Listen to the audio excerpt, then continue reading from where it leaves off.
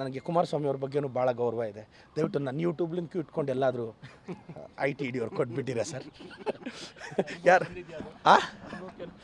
ನಾನು ಬೆಳಗ್ಗೆ 7 ಗಂಟೆ 7:15 ನನ್ನ ಮನೆ ಕಾಲಿಂಗ್ ಬೆಲ್ ಆದರೆ ನನ್ನ ಡೋರ್ ಓಪನ್ ಮಾಡುವಾಗ ITD ಅವ್ರು ನಿಂತಿರ್ತಾರೆ ಅನ್ನೋ ಕಾನ್ಫಿಡೆನ್ಸಲ್ಲೇ ಇದ್ದೀನಿ.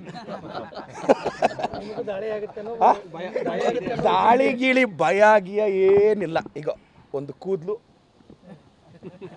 ITDಗೆಲ್ಲ ITD ಅವ್ರು ಮಾಡಿದ್ರೆ ನಾನು ಅವ್ರ ಮೇಲೆ ಕೇಸ್ ಹಾಕ್ತೀನಿ.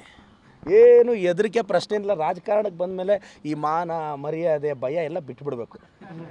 ಬಿಟ್ಟಿರೋನೇ ರಾಜಕಾರಣದಲ್ಲಿ ಸರ್ವೈವ್ ಆಗೋದು. ಬಟ್ ನನಗೆ ಬೇಜಾರೇನು ಅಂದರೆ ಸ್ವಲ್ಪ ಕುಮಾರಸ್ವಾಮಿಯವರು ಮೋಸ್ಟ್ಲಿ ನೋಡ್ಬೇಕು ಯಾರ್ಯಾರು ಇದ್ದಾರೋ ಹಿಟ್ ಲಿಸ್ಟಲ್ಲಿ. ಕುಮಾರಸ್ವಾಮಿ ಅವ್ರ ಹಿಟ್ ಲಿಸ್ಟಲ್ಲಿ, BJP ಅವ್ರ ಹಿಟ್ ಲಿಸ್ಟಲ್ಲಿ. ಲೆಟ್ಸ್ ಸಿ ಅವ್ರು ಏನು ಮಾಡಿದ್ರು 29ರಲ್ಲಿ ಸೆಂಟರಲ್ಲಿ ನಾವು ಬರ್ತೀವಿ ಅಧಿಕಾರಕ್ಕೆ. ರಾಹುಲ್ ಗಾಂಧಿ ಪ್ರೈಮ್ ಮಿನಿಸ್ಟರ್ ಆಗೋದು ಯಾರಿಂದನೂ ತಪ್ಸೋಕ್ಕೆ ಸಾಧ್ಯ ಇಲ್ಲ. ಅಲ್ರಿ ಏನು 13-14 ವರ್ಷ ಆದರೂ ಅದು ಏನು ಸರ್ ಅದೇ ಮೋದಿ ಅವ ಯಾವುದು ಸರ್ ಇದು? ನರೇಂದ್ರ ಮೋದಿ ಅವ್ರಿಗೆ ನಾನು ಪ್ರಶ್ನೆ ಕೇಳೋಕ್ಕೆ ಇಷ್ಟಪಡ್ತೀನಿ. ಚಲವಾದಿ ನಾರಾಯಣ ಸ್ವಾಮಿ ಅವ್ರು ಹೇಳ್ತಾರೆ ಮೋದಿಯವ್ರನ್ನ ಇವ್ರು ಪ್ರಶ್ನೆ ಮಾಡ್ತಾರೆ ಅಂತ. ರೀ ಮೋದಿಯವ್ರು ಈ ದೇಶದ ಪ್ರಧಾನಿಗಳ್ರಿ, ನಾವು ಪ್ರಶ್ನೆ ಮಾಡ್ತೀವಿ ರೀ, ಪ್ರಜಾಪ್ರಭುತ್ವ ಇದು. ಅವ್ರನ್ನ ಪ್ರಶ್ನೆ ಮಾಡಬಾರ್ದು ಅಂದರೆ ಹೇಳಿ ಮೋದಿ ಸಾಹೇಬ್ರನ್ನ ಹೋಗಿ ರಿಸೈನ್ ಕೊಟ್ಟು ರಿಟೈರ್ಡ್ ಆಗಿ ಆರಾಮಾಗಿರೋಕ್ಕೆ ಹೇಳಿ. ನಾವ್ಯಾರೂ ಪ್ರಶ್ನೆ ಮಾಡಲ್ಲ. ಈ ದೇಶದ ಪ್ರಧಾನಿಗಳನ್ನ, ಈ ದೇಶದ ಹೋಮ್ ಮಿನಿಸ್ಟರ್ನ ನಾವು ಪ್ರಶ್ನೆ ಮಾಡ್ತಿರ್ತೀವಿ.